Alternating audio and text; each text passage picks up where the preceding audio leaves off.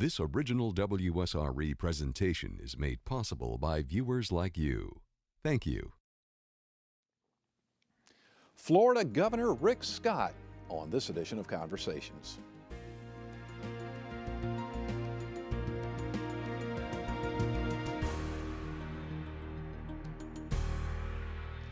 Rick Scott is the 45th governor of the state of Florida.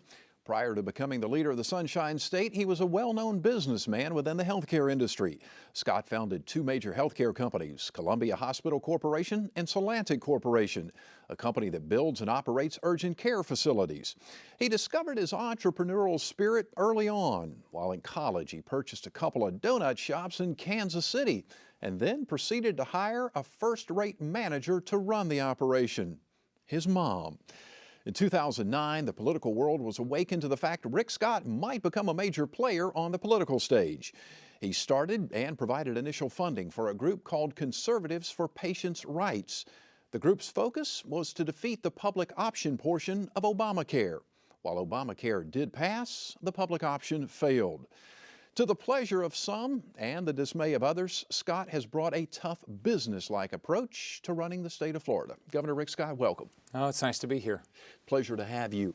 You have made it no secret that your primary focus, education and providing jobs for the state of Florida. What's your administration doing on the job front? Well, as you know, I started school in public housing. So the things that happened to me in my life is, one, I got an education, right, and two, I got a job, right, and then I got a better job and a better job. So what we're doing is doing this. One, we're trying to make sure we have the best education system. Yesterday I got to sign my first bill, right, the Student Success Act. Right. Now our principals will be able to keep the best teachers, pick the best teachers, and we're going to measure teachers and pay them the best the most. That's going to be great for students. On the jobs front, everything we do, we think, how do we make sure this is the #1 state for doing business? Mm-hmm. So we're competing with 49 other states and a variety of other countries. You know, years ago, people didn't want to invest in other countries. Right. They do now. So what do business people want? They want certainty. We don't have an income tax, personal income tax. We're a right-to-work state, which is a big deal. We got better weather, better beaches. People want to live in Florida. Right. We've got the expansion of the Panama Canal, the expansion of the economies of Central and South America. So what we've got to do is we've got to think, what else can we do? We've got to make sure that our regulations make sense. We've got to have the right regulations, but not things that are really just are hurting business. Right. And then we're going to get rid of the business tax. We're going to start phasing it out. So then there won't be any reason why people won't say, I want to start my business, grow my business, move my business to Florida. We want private sector jobs. When you talk about cutting taxes, one of the things people say is we've got a budget deficit, things are tough out there, jobs are going to have to be cut. You know, how can you cut taxes? How does that make sense? Well, what you do is you watch how you spend it. What do you do at home? Mm-hmm. You know, if things, look, most Floridians had to tighten their belts, not making as much money. What do? You prioritize. You stop spending money where you don't need to spend money. That's what we should be doing. We should be, and that's what we are doing. The budget last year or the budget in the year we're in is $70 billion. My budget's going to be $65 billion. So we're going to reduce the size of government, the cost of government. How do you do it? You watch how you spend every penny. Mm-hmm. You look at all the contracts. Can I do this less expensively? You streamline. Should I put some agencies together? Mm-hmm. And then you prioritize. You say, look, has that ever worked? Mm-hmm. If it hasn't worked, why are we doing it? Right. Or is there a better way of doing it? Right. And you have to prioritize how you spend your money. Because we know if the more money we get back into a business person's hand or private individual's hand, the more chance they're going to start a business and they're going to put people to work in private sector jobs. Those are long-term jobs. They're going to be there year in and year out. Right.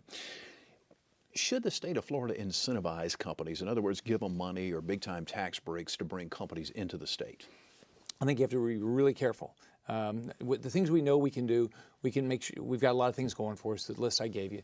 I think if we're going to create an incentive, it's got to be something where the taxpayers of the state get a return. So if we're going to invest $1 million into helping somebody move a plant here or expand a plant here, something like that, we've got to make sure the taxpayers, i.e. through sales tax or primarily through sales tax, we get a return for the state.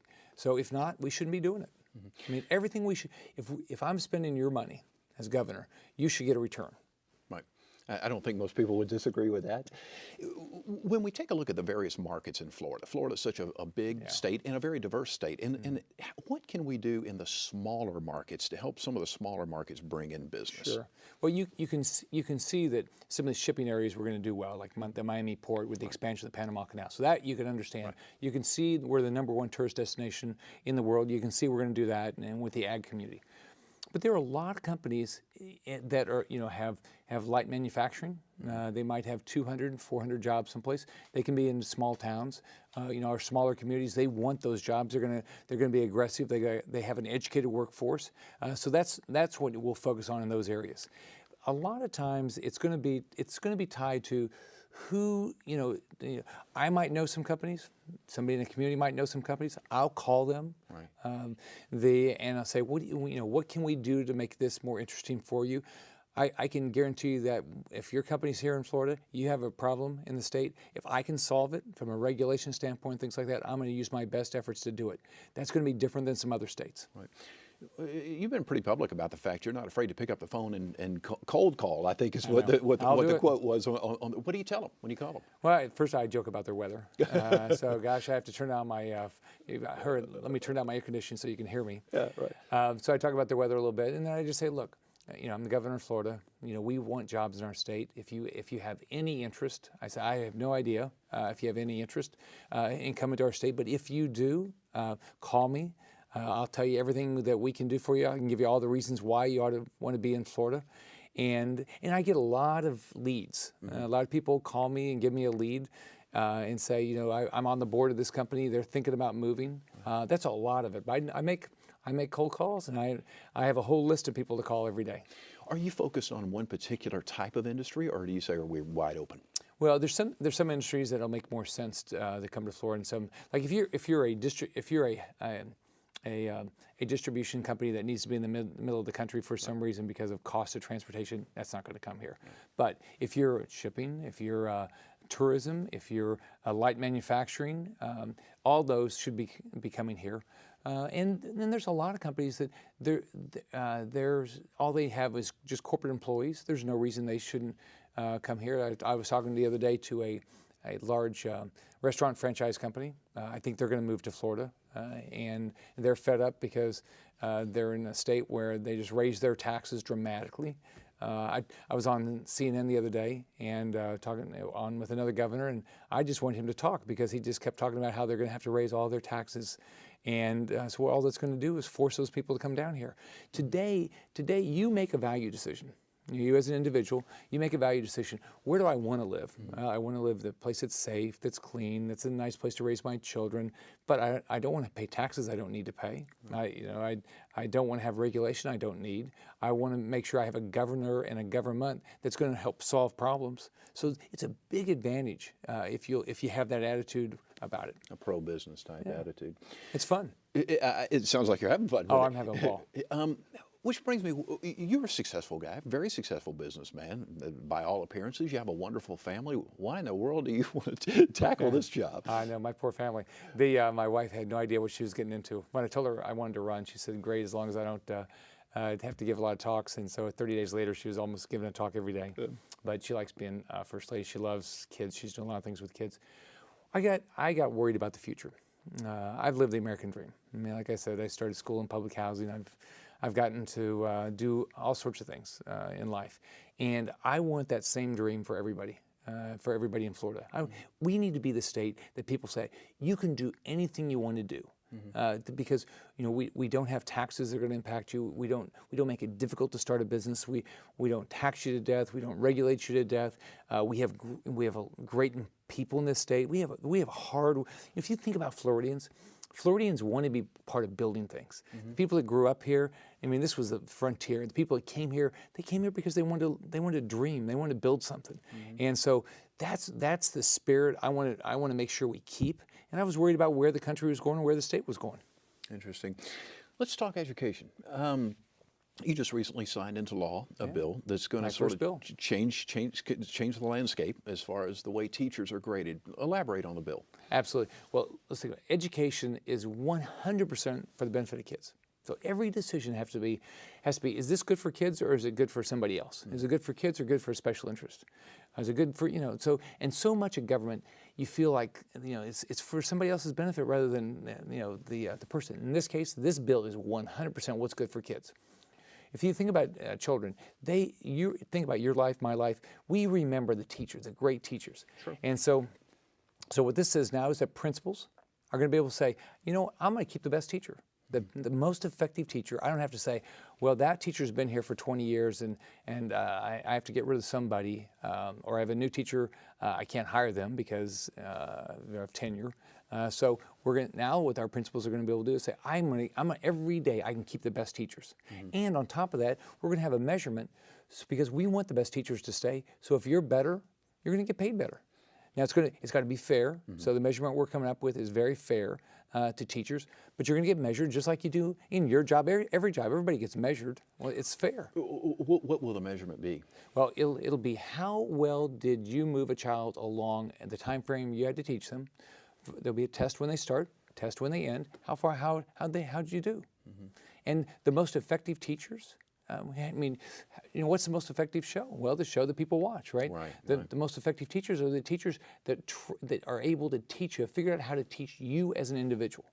That's what you want. Will that be an FCAT, based on the FCAT? It'll be FCAT, but then we'll be changing over time to see if we can figure out a better way of doing it. We'll be changing it. It won't 100% be FCAT. Part of it will be how you work with your principal. Okay. Yeah. So, like one of my daughters teaches school, and what she wants to be measured by her students, and she wants to be measured by their parents.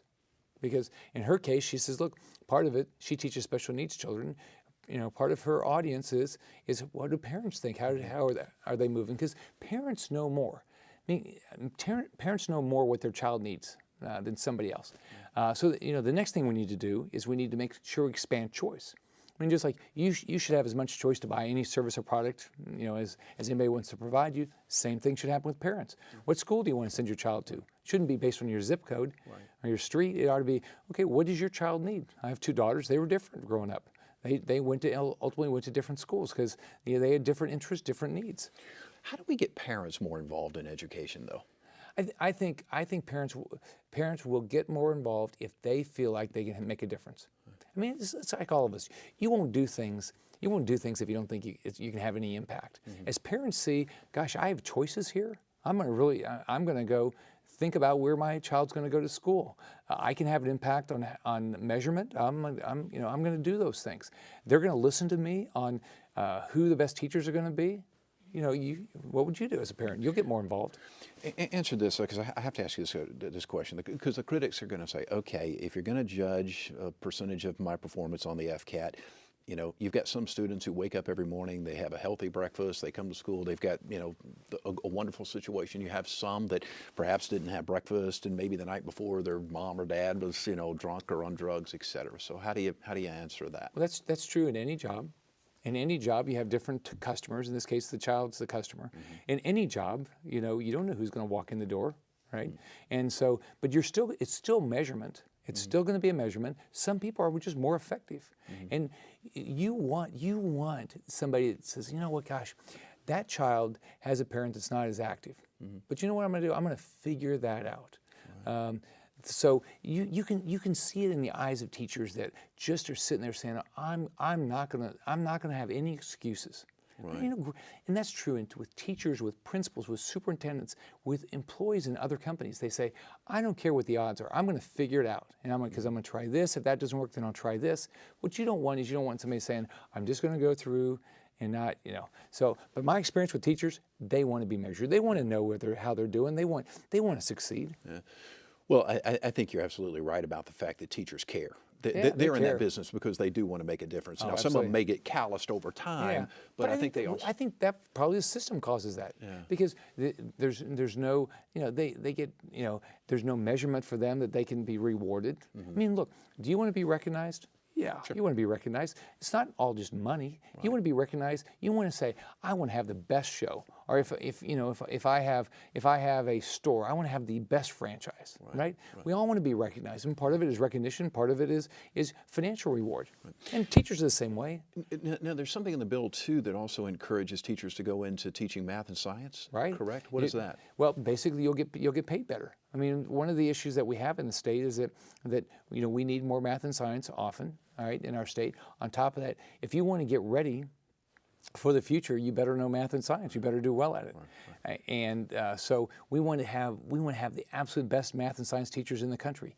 We have to remember we're competing with people in 49 other states, and we are competing with people all across the world today for jobs. Right. If we don't do the best job for our kids and make sure they're the best educated kids in the world, what's going to happen to those jobs? Right. You're a company. Where are you going to put your company? You're going to put your company where you can find the best employees. Right, and that's one of the areas that we have fallen behind. So how do we as a nation get our kids more inspired about math and science? Well, I think you highlight it. I mean, it's like anything else. If you have a child, you talk about it. You talk about how important it is. You figure out how to make it exciting for them. Great math and science teachers make it exciting. My daughter teaches math and science. She makes it exciting. She talks to them about things that they're interested in.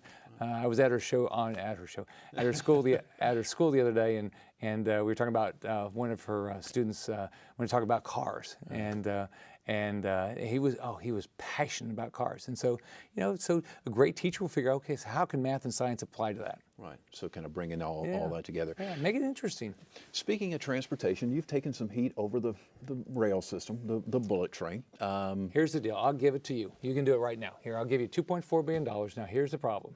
Okay? You got to be responsible for any cost overruns. All right, and if you look at history, it could be $1 billion plus. So that's okay, right? And and now I know that everybody will want to ride this, but in case they don't, now remember we have Tri-Rail down in the Palm Beach, Miami area, and we have a project down there that was supposed to be profitable. It's been there for a long time. The fares only cover about 1/6 of the total cost, so you have to subsidize it a little bit. Maybe you have to take a risk there. And by the way, if you ever want to shut it down because you're just fed up of losses, you have to pay the federal government back $2.4 billion. Now, what do you think? You ready for it? It'd be a big gamble. Yeah, a big gamble. And I'm responsible for the taxpayers of the state. I'm not going to put this state at risk. The taxpayers of this state. I ran for 8 months. Ran for governor. You travel the state. Here's what people want. They want an accountable government. They think they pay enough taxes. They want lower taxes. They want government that's going to say, there's not going to be any federal boondoggles. Part of the problem we deal with, and you learn, and as governor, I'll tell you, learn it day in and day out. There's so many federal strings attached to things. They start you down a path, and then they slowly stop. It's like this stimulus package. They gave us some money for a while, and then we got used to the money. People got used to the money, and then they pull it back. And then what do people expect? Well, gosh, isn't the state going to pick that up? Well, the state is not me. The state is the taxpayers. That's not fair to the taxpayers of the state. I got elected to be responsible for the taxpayers of the state, to make sure their dollars are spent as well as I can figure out how to spend them. Let's talk about the pensions in Florida, because that's state employees. That's been kind of one of the hot button issues, that you would make them start participating in their own pension. Why? Well, look, I'll tell you one thing. State employees are hard workers. I mean, I go to our agencies. I go to agencies every week, and they're hard workers.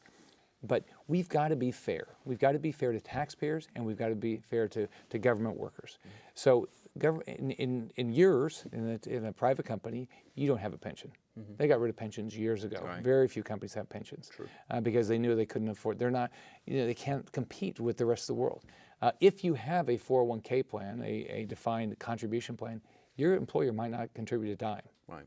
So is it fair that government employees don't contribute at all in theirs, and we can guarantee them a pension plan for life, and cost of living increases, and you can retire and continue to work and collect your retirement? We've got to be fair, and we've got to make sure that and the other thing I believe in is, if we're going to have a pension plan, I want to make sure it's fully funded. We have issues at the state, but we've got a lot of issues in our cities and counties where those aren't fully funded. But on this issue, it's an issue of fairness. Why we can't treat government workers better than we treat the people that pay for them. The government workers would say, though, I'm working for less money than perhaps what I could earn in the private sector because I want the pension and the benefits. Your response? Well, that might have been true years ago. That's not true today. Now, there's like even in companies, pay is never fair. That's why I mean it's never fair.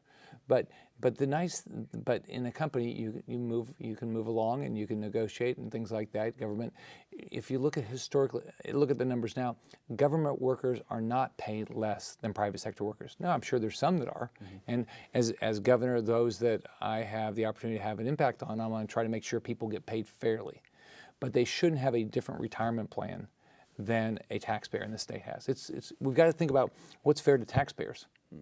Let's talk health care for a second. Sure. What is Obamacare going to do to the state of Florida? Oh gosh. Well, let's think about first. What's it going to do to you as a patient? All right. My biggest concern is it's going to ration your care. Every government program in the world, every government program I've never found one in the world that didn't do these things. It promised you everything. It ultimately ran out of money. And so then it rationed care in a variety of ways. They didn't pay providers enough. They said we're not going to cover certain things, and you became dependent on it. All right, so that's step one. It's going to ultimately ration your care. Second, it's going to be the biggest job killer ever. I heard this all along in the campaign.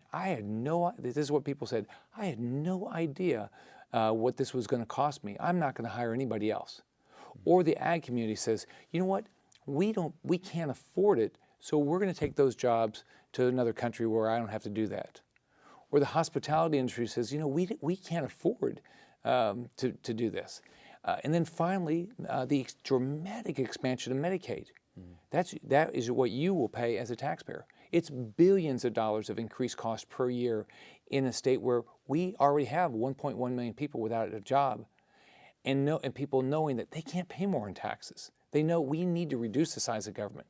So if you care about people, it's going to ration your care. If you care about jobs, it's going to move jobs out of this country. And if you care about you as a taxpayer, we can't afford it.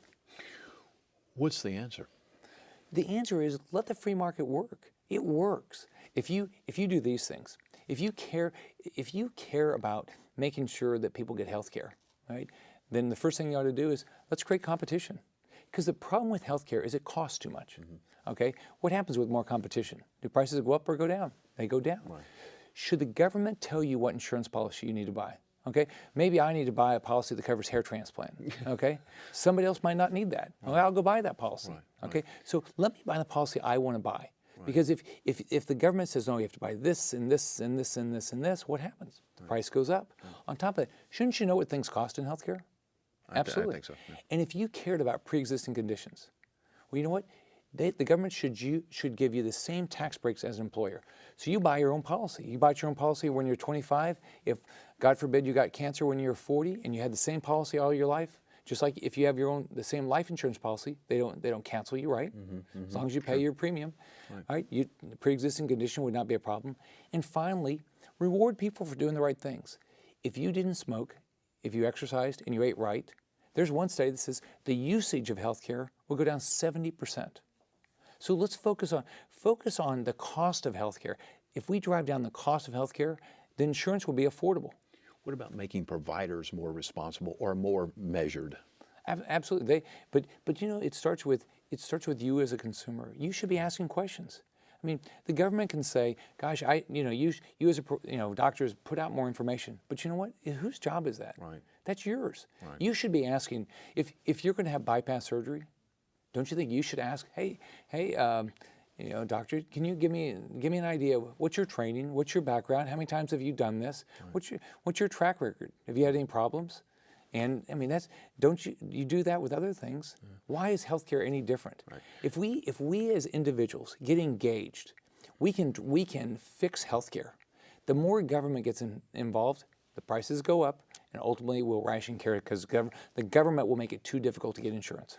Which brings me back to another question, talking about personal responsibility. I mean, we have a huge crisis right now in this country because of people defaulting on their mortgages. Yeah. What's your thoughts on that? Well, the only thing that's going to fix that is jobs. We've got to We've got to get people back to work. In our state, fortunately, as you saw, unemployment has come down for the month of February, the unemployment rate. But we still have over 1 million people without a job. But what we're going to do is we're going to get the state back to work. People are going to, buy these houses. The nice thing about our state, in contrast to some other places, people want to live here. Right. They want to have second homes here. So our housing crisis is going to pass. We're going to get back. We're going to get the state back to work. But the whole key is get people a job. That's who's going to buy these houses. Speaking of houses and insurance, one of the things that we have in this state, unfortunately, hurricanes. Right. Does that concern you and the whole situation with Citizens Insurance? Well, I hope we don't have any hurricanes, but me too. Yeah, that would be nice. But we can fix Citizens Insurance, but we've got to understand what we've done as a government that has caused the problem. Right? How long should you have? How long do you need to file a claim? The longer we give you, and we do it by law, the longer we give you, all right, that your insurance company is going to charge you more. Mm-hmm. Why should an insurance company be required to cover a sinkhole that's not catastrophic, if it's just a crack in your house? Mm-hmm.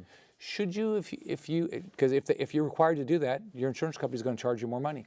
So next, if you do have sinkhole coverage, right, and the insurance company gives you $30,000, should you have to spend it on your house? Well, it must not have been a problem if you didn't. Right. Okay, so does that make sense? On top of that, we've got to make sure that the insurance companies are viable. Because if we don't, and Citizens is the insurance company, then the citizen is you, the taxpayer. Right. And so what'll happen is if we don't get the insurance market back in this state, then we're, as taxpayers, all of us, and you as a policyholder, because what happens if we have a big hurricane, we're just going to assess all your insurance policies for the next 30 years. Yeah. So you're paying for it. Right. So let's fix this, and let's be honest with Floridians. We can't, don't make your insurance company do things that ultimately cost you more money on things you don't need. Mm-hmm. You're big on measurement, obviously, coming from a strong business background. If we're having a conversation 4 years from now, how would you like to be measured? I better be on my path to 700,000 jobs. As you know, I ran a lot of ads. Mm-hmm. On my campaign, 7 Steps to 700,000 Jobs. So the whole key for me is, I ran on getting our state back to work. I ran on making sure our education system. So I have a set list of things I'm doing. So I'm looking every day at how am I doing in building jobs. Mm-hmm. So that's the bigger indicator. But there's other things that we've got to fix. The education, we've got to improve that for everybody. Fix Citizens Insurance and things like that. But the biggest issue we have in our state is jobs. So it's really building jobs and be on the path to 700,000 jobs is how I should be measured. Getting that unemployment rate down will fix a lot of things, won't it? Right. I'll tell you, the positive is the state. This is an exciting state. If you're going to be governor of Florida. It's the best state. People want to live here. They want to work here. They want to play here. So we've got an unbelievable advantage. So we're going to be the state that wins. We're going to be the job creator. You can see it. People, our tourism is up. The biggest risk we have right now is gas prices. That'll have an impact. And that's a whole nother show. Now we got to get the panhandle back to work, though. All right. Governor Rick Scott, thank you so much. All right, thanks a lot. We greatly appreciate you joining us. Florida's Governor Rick Scott. On this edition of Conversations, you can find us on Facebook. All you have to do is search out Conversations with Jeff Weeks. I certainly hope you enjoyed the broadcast. I'm Jeff Weeks. Thank you so very much for watching. Take good care of yourself, and we'll see you soon.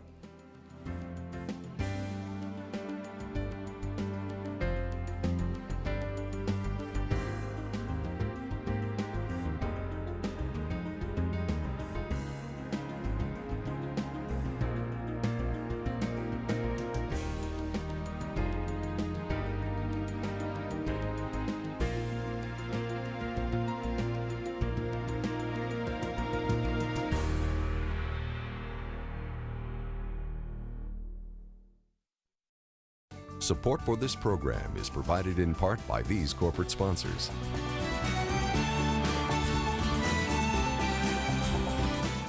And by viewers like you.